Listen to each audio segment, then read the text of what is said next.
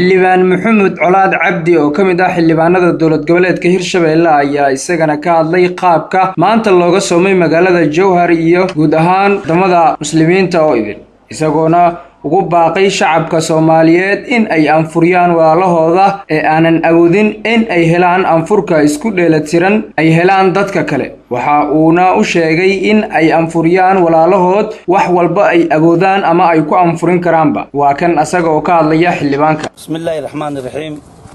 maanta waxaan taaganahay adaalku farxadii ugu weyneed muslimiinta midii ugu weyneed maanta waa ciid wanaagsan oo bishii soon oo noo bilatay xalay maanta aan ku sugannahay soon waxaan ilaahay ka baryaynaa soonkaas oo kiisa kaleento bash barwaaqo ilaahay in isku geersiiyo ummadda muslimiinta meel kasto joogaanba ilaahay bash barwaaqaba ilaahayaas yaani ilaahay ku geersiiyo annagana markaan nahay waxaan hadda taaganahay magaalo madaxdii Hirshabelle Jowhar maadaama aan nahay hadaalku xildhibaanadii Hirshabelle waxaan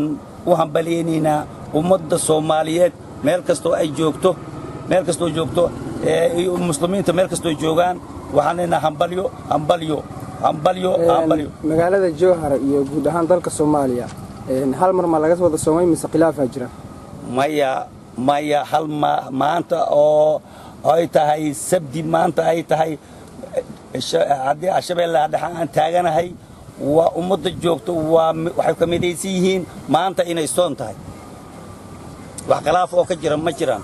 ramadaankii hore iyo ramadaankan bal maxay ku kala duwan yihiin alxamdulillah ramadaankii hore iyo midkan kii horena ilaahay waa nagu samato bixi kan waxaan ilaahay ka baryaynaa inuu ilaahay nagu samato bixiyo ummadda masaakiinta ana waxa waaye waxaan leeyahay iyo ummadda islaamka ah oo dhan dadka muslimiinta oo dhan waxaan leeyahay dadka tabarta daran ee aan waxba haysan in loo naxariisto oo yaani la anfuriyo ilaahay baa taas yaani oo abaal gudaayo ninka sooman iyo ninka la anfuriba ajarkooda waxa bixinaya ilaahay baa bixinaya wax dhibaato ah tii horena hadda wax dhibaato laba kulmin tan hadda maanta waxaan ilaahay ka baryaynaa sidoo kale tii ka wanaagsan ilaahay nagu gudbiyo محمد ياسين مهدي محمد قلفة جوبا شبيل نيوز مقالة جوهر.